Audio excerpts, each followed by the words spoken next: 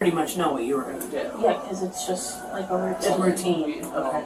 Today, when he was at your register and he's passing you the coupons. Like $40. Okay. But how much was it before the override coupons? Like 1,000 something. Okay. 3 times A day. a like day? when I'm working. So he'll come in 3 times a day? Yes, he'll come at like different separate times. Okay. On May 4th, 2023, Boynton Beach Police Department responded to BJ's Wholesale Club to investigate a 6-month, $66,000 coupon fraud scheme. A cashier and a club member colluding to turn $1,000 purchases into $40 checkouts. 3 legal questions. Was Miranda valid? Were the statements admissible, and does the evidence support felony charges under Florida law? Down to the gray pickup truck. Hi, how you doing? Cashier. Hello. Hi, how are you? So, I have a question for you. So, we tried to get a detective here today, but they sent an officer. So, we have a $66,000. It has to go through an officer. I have to take the initial report, and if a sergeant looks at the case and feels it needs to go to a detective, then it'll be assigned. So, I have a question for you. We have all the data, but we're going to interview the team member tomorrow because we need her to admit collusion because she's working with a specific member that we want to file charges for, but we need to talk to the team member first. So she's in tomorrow, but I want to coordinate it where... Yeah, the only thing, I've had a case like this where they tried to coordinate it with me specifically, and we got so busy that day that we had like a shooting over here that there was no way I could be there, and they interviewed that person without me. So I don't know how you guys. It's just hard to say yes, I can be here at a certain time, or no, I can't. That's the only thing I have with, the only issue I have with that. But here's my question. The person's not here now. No.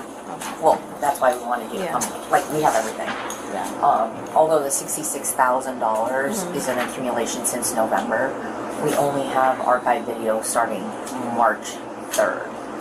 Well, my question, it's a complete felony already. Like, that surpassed that. Even from what we have on video versus the total case value. The total case value is like $67,000. But we can prove, like, probably half of that because we only have archive till March. Yeah, I mean, I have to obviously look at the video, and if, everything adds up and it goes to the state attorney and they feel like this is a solid enough case, then they would, go through. You guys would arrest if she admits already tomorrow anyway.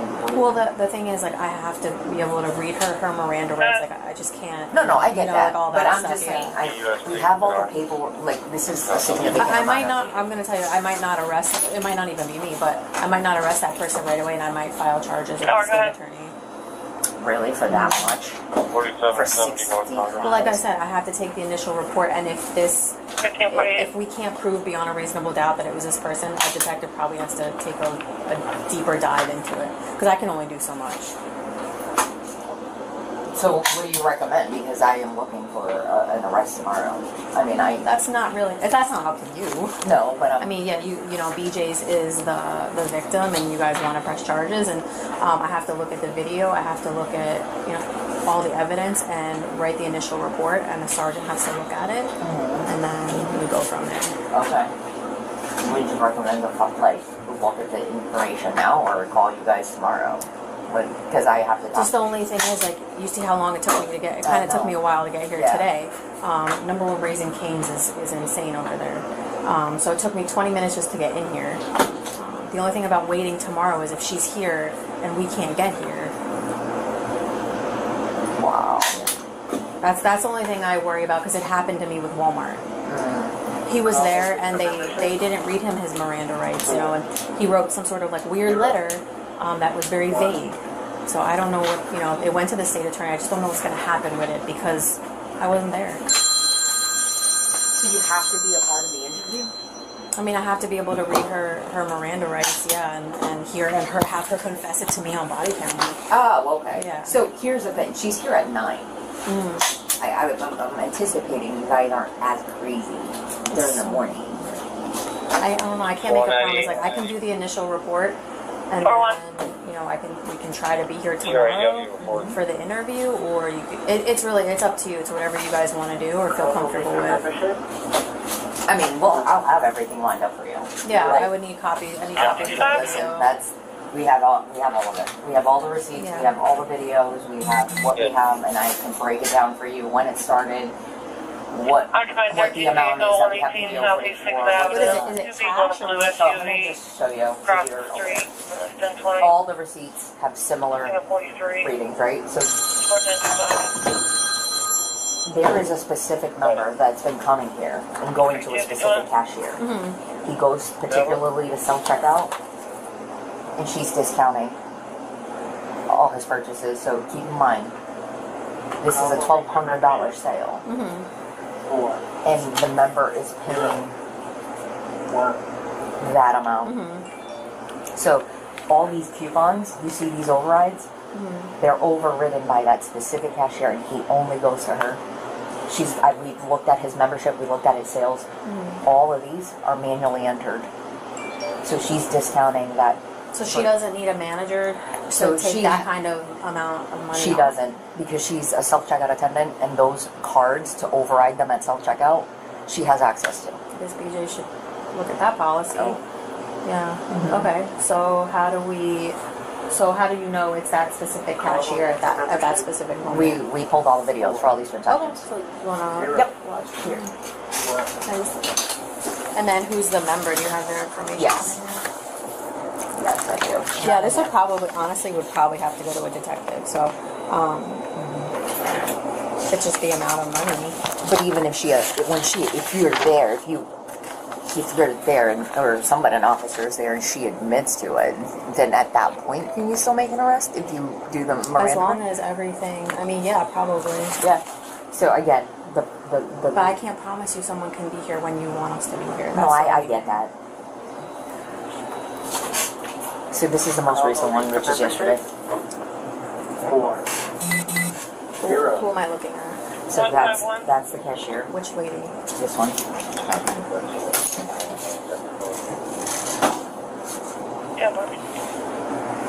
And that's the member, the guy in the blue? Correct. Why is your thing pixelating all of a sudden?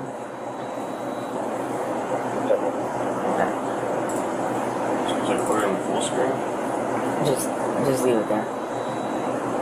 You're playing?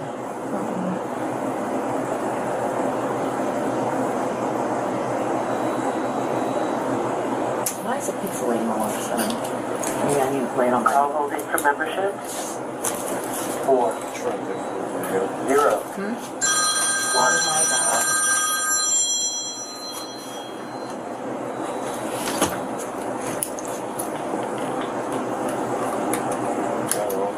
Yeah, I don't know why your stuff's pixelating.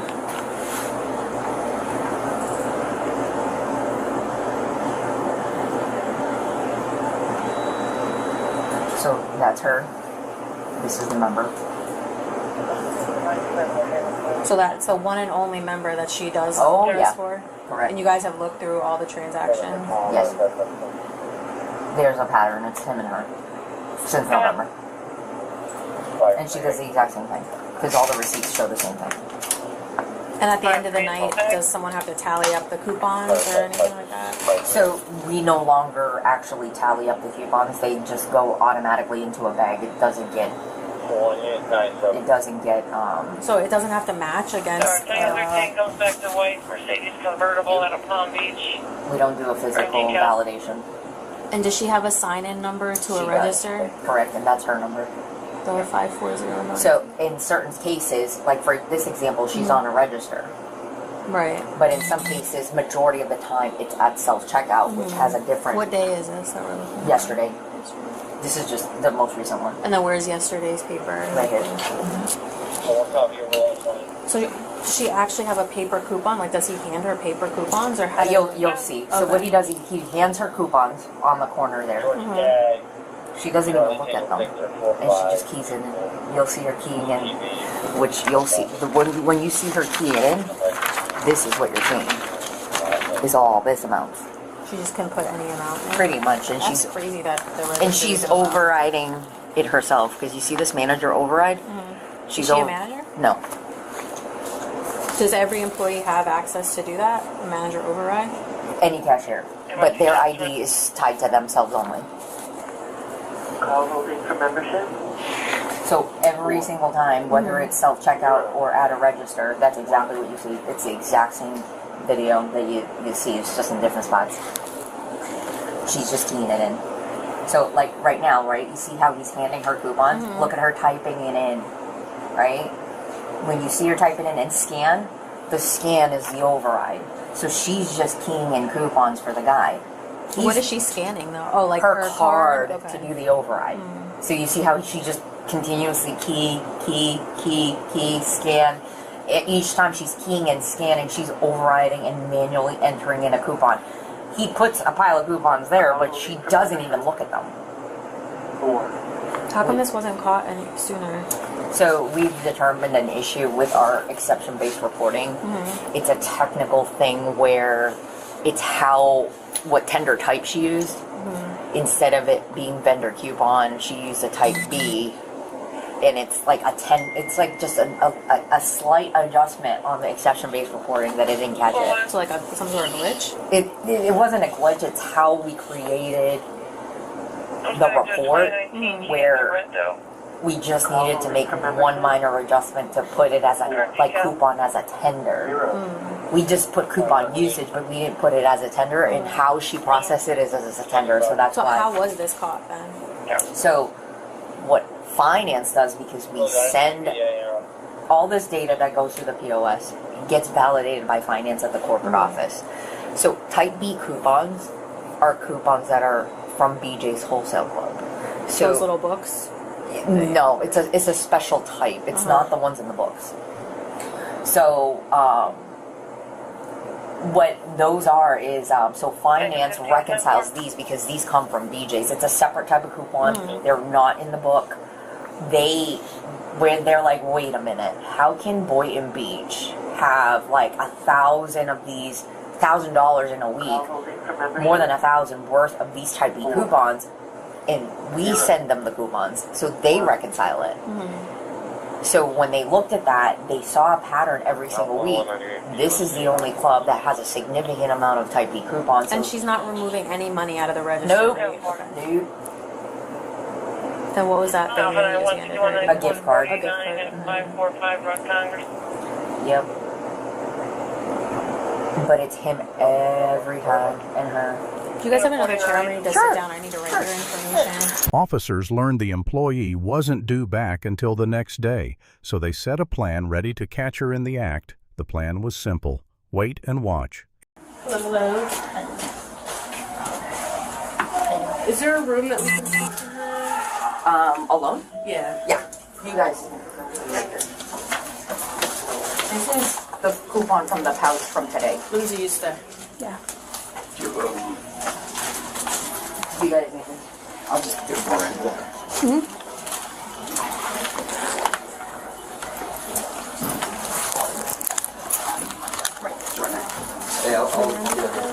No, I didn't, because we were talking on.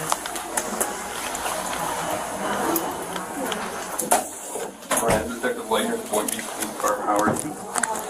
My partner, Detective Sleepy Rivera. So, before we get started, I'm just going to read you your Miranda, okay? I'm required to warn you before you make any statement that you have the following constitutional rights. You have the right to remain silent, not to answer any questions. Any statements you make must be freely and voluntarily given. You have the right to the presence and representation of a lawyer of your choice before making any statements and during any questioning. If you cannot afford a lawyer, you are entitled to the presence and representation of a court-appointed lawyer before you make any statement and during any questioning. If at any time during this interview you do not wish to answer any questions, you are privileged to remain silent. You can make no threats or promises to induce you to make a statement. This must be of your own free will. Any statement can and will be used against you in a court of law. You understand those? Do you have any questions over any of them?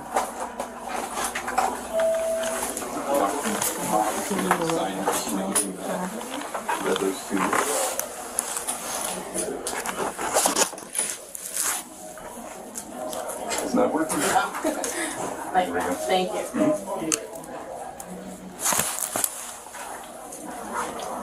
And you're employed here at BJ's, correct? About how long have you been working here? Almost 2 years. Okay. And what is your position that you've primarily done here? I do cashiering and then I also do self-checkout. Okay. And what does that entail? Self-checkout is just like when they want to do their call. We haven't heard anything Okay. back. And what are your responsibilities with that? just help customers and ensure He headed over to Tiny Tykes. Okay. All right. Do you know why we're here today? yes. Okay. Hey, Lord, left 38. You can, in your own words, explain to me why we're here. I'm basically going to be charged for fraud or assisting with fraud. Okay. Why do you feel that? Why do you think that? Because I helped someone basically steal from BJ's a couple thousand. Sure, Betty, go ahead. Okay. Can you explain to me in greater detail how this is? Oh, sorry. Like, how long has this been going on? Like, when did this start? I would say it started last year around November-ish. The guy approached me and asked me if I could input his coupons, and I said okay. I didn't think it would be a reoccurring thing, but it ended up being a reoccurring thing. And personally, I didn't know how to approach my managers and ask for help to ensure this customer would stay away. But Okay. So, you said back in November. yeah, I mean around that time. I'm not 100% sure what day. Okay. Of 2022? Yes. And where were you at? The person, what's his name? I don't even know his name. You don't know his name? No. What does he look like? White male, say around maybe his 50s, late 40s. Okay. His grayish hair, a little bit of a beard. It's much something. Florida Yankee 39, India Echo, Y39, IIE, on Blue Okay. Boston. And so where were you at in the store when you first I was approached at him? something. Okay. And how does this happen? How does he come up to you? What takes Well, place? at first he was like this, my coupons are not going through, like I need help, and I was like, okay, so I just did them because that's what I'm used to. Like if someone has a problem with the coupon, I make sure the coupon, they have the actual physical item, and then I input the coupon. Okay. And so what happened with this instance? That the first one back in November. I just inputted his coupons and made sure he had the correct items, and he just told me the prices of how many coupons he had. Okay. So he told you the prices? Yes. So what type of coupons were you, like, were they paper coupons you were scanning in, or how did you do it? Well, for self-checkout, when we do like physical overrides, anything over $10, we have to make sure that they have the coupons, and we scan our override card and put it in. Okay. And how many coupons is a person allowed to use? I mean, I was told they can use as long as they have the physical item and the amount that you can put in. Okay. So as long as they have the item, they can use how many coupons per item? Yes, it's one item it's one coupon per item. Okay. And so so he would just tell you how many to put in? You tell me like how much to put in, like $90, $50. Okay. And did you verify that all the product was there and he had each coupon for each product? I would look just for the product and the coupon. I didn't see how many coupons he was giving me. You didn't verify? No. Okay. Did you know like that what you were doing was wrong? I did. I just didn't know how to approach it the right way. Okay. So how did he know when you were working to come in? Sometimes he would walk in the front door, and sometimes I'd be at the front door, so then he would wait until I was back at my, by where I was. If not, then he would be waiting by the bathroom. Okay. Did he ever ask you for your schedule to know what days of the weeks you were here? No. Okay. Did you ever communicate with him outside of here? No. I don't even know who he is, to be honest with you. Okay. You never got curious and looked him up in your membership? No. You never looked at his membership card to see who he was? Mm-hmm. Okay. How many times do you think you've done this? Like, how often does this occur? I mean, when I'm working, it's like at least 2 or 3 times. 2 or 3 times a day. A day? When I'm working. So he'll come in 3 times a day? Yes, he'll come at like different separate times. Okay. And what does he say to you when you're doing this? He just says, hello, I'm ready for my coupons. And then Okay. And he's never once offered you anything in exchange? No. Never, did he ever give you any type of a gift in exchange? Just saying, hey, thanks for always helping me out? No. Did he ever, I mean,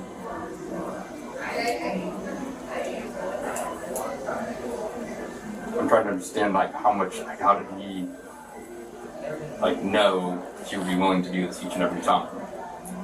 I guess I just never really questioned him about it, so he always just came up to me.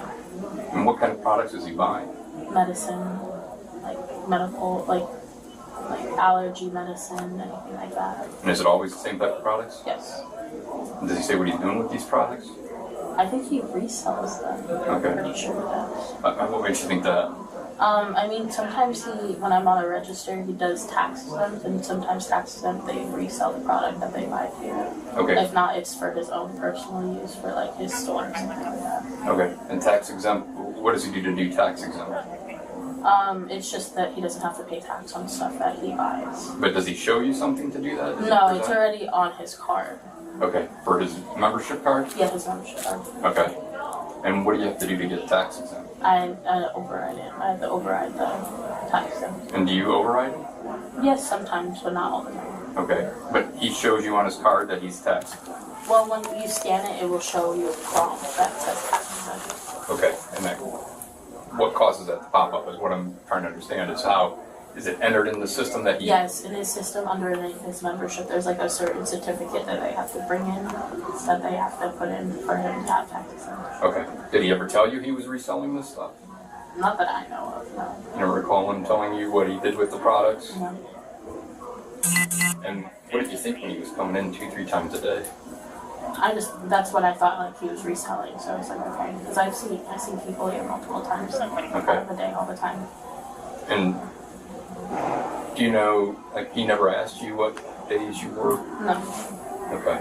But I have literally like a consistent schedule, so I'm here. You work the same days each week? Okay, and what days are those? Saturday, Tuesday, Wednesday, Thursday. Okay. I mean Sunday, Tuesday. I'm off Saturday.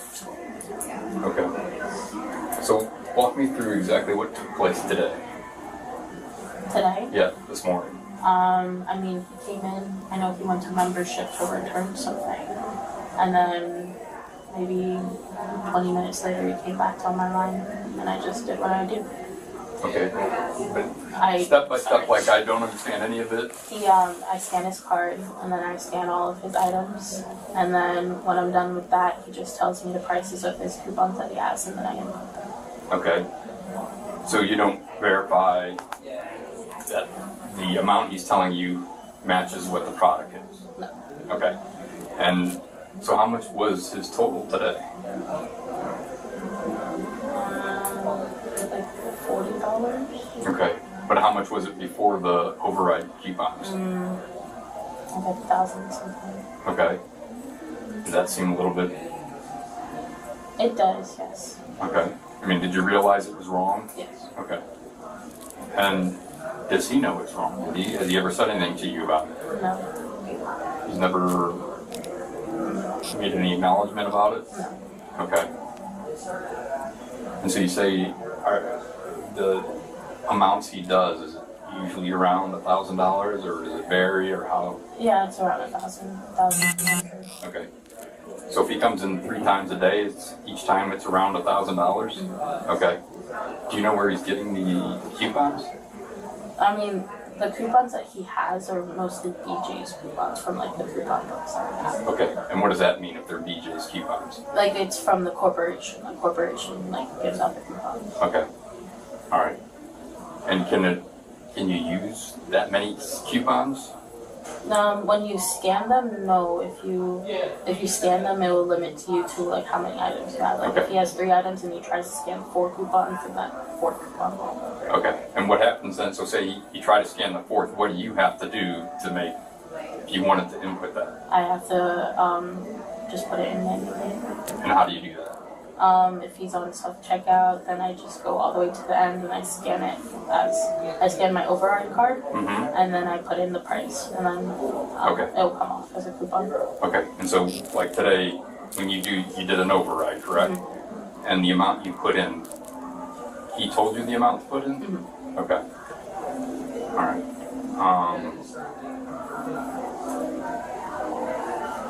But I know you said when you told him that you were just scared, you didn't know what to do.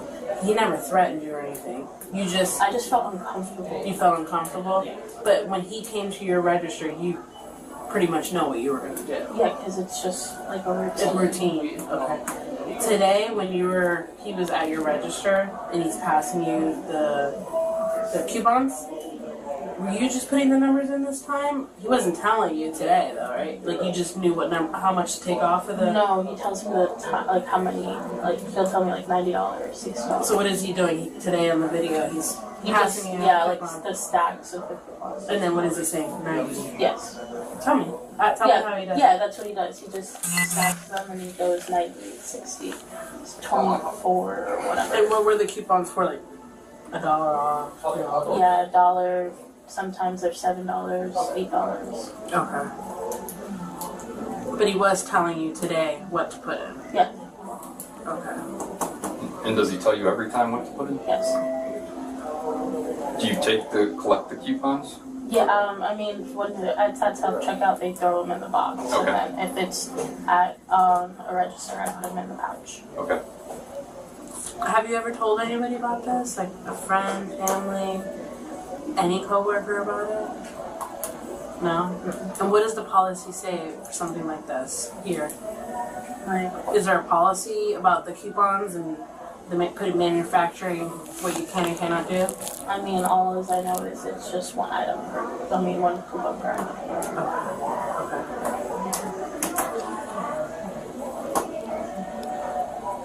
And so,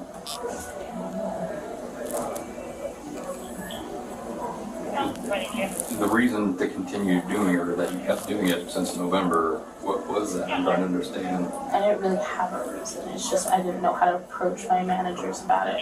Okay. Like, I mean, if you saw him coming to the register, could you not? I mean, sometimes when he would come in, I would try to make myself busy so I wouldn't have to help him. Okay. And what did you think was going to happen if you went to your manager? I would get fired. And I kind of needed this job for school. Can I ask you one more question? Yeah. Honestly, truthfully, since we already know you've been doing it with this guy, have you done it with anybody else? Family, friends, co-workers?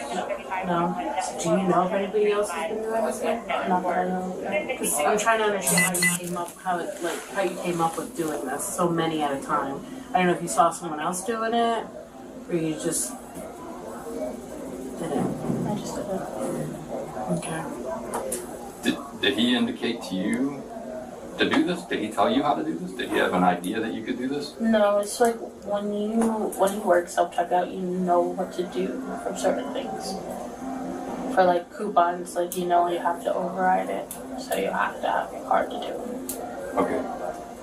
So the very first time you met him, he approached you and asked you to help him with his coupons. Mm-hmm. Did he go into detail about that, what that meant?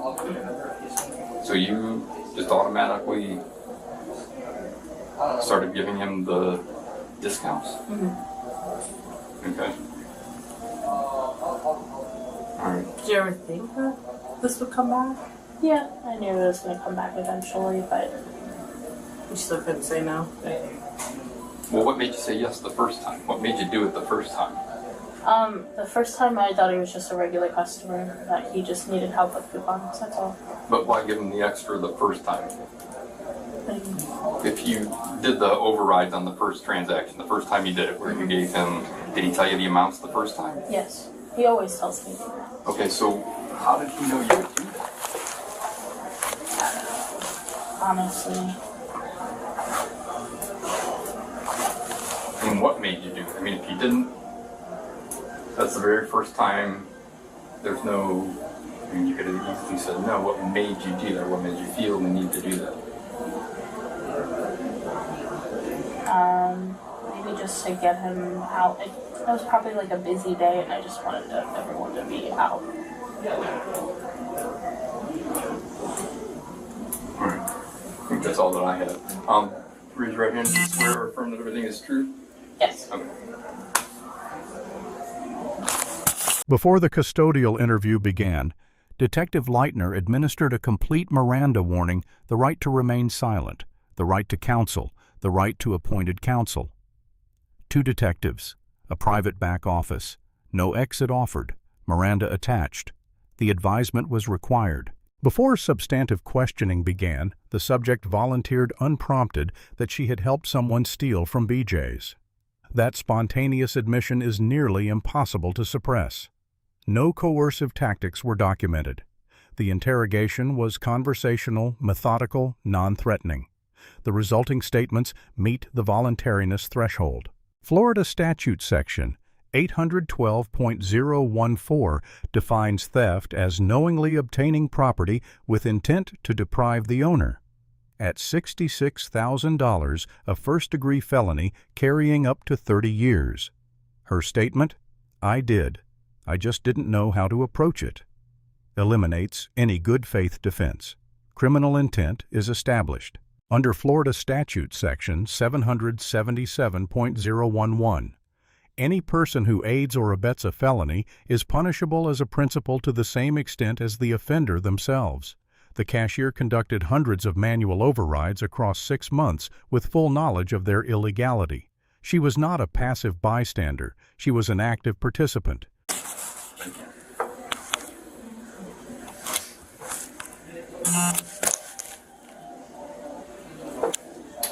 Yep.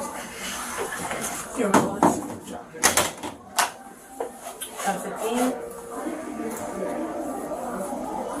Sir? Yeah. Oh, yeah. Yeah. I just will need a second set. Justice, stand up for me. Do you have that? I put them on. I'm gonna pat you down. Do you have anything that's gonna poke or stick me? No. No? I mean, other than this, probably. My card. Nothing on you that you shouldn't have. No, it's just my phone and my AirPods. Okay. I have my keys downstairs with my office. Where are they? They're on register 7. Okay, well, I'm sure we'll get like your house keys and stuff. Yeah, my car keys. Yeah. Can you just turn around for me? Yep. All right. What we'll do is we'll get all. The case also exposes a material failure at BJ's. The exception-based reporting system failed to flag the fraud for 6 months because the cashier processed overrides as a tender-type entry rather than a coupon tender, a classification gap invisible to automated detection. The fraud was caught by corporate finance. Reactive, not proactive. Detective Leitner B+. Miranda complete. Interrogation professional and non-coercive. A textbook recorded confession produced without shortcuts. The cashier C. She cooperated, but only after 6 months of deliberate knowing participation in a first-degree felony. BJ's loss prevention. B. Correct to defer to law enforcement. But a 6-month detection gap is a systemic failure, not an oversight. 3 lessons from this case. First, access controls are only as strong as their audit trails override. Functions require real-time monitoring, not retrospective reconciliation. Second, Miranda is not a formality. One missed element can render an otherwise solid confession inadmissible at trial. Third, principal liability is expansive. An employee who facilitates fraud faces the same exposure as the person who engineered the scheme. Silence and inaction are not defenses under Florida law. Let us know if there is an interaction or legal topic you would like us to discuss in the comments below. Thank you for watching,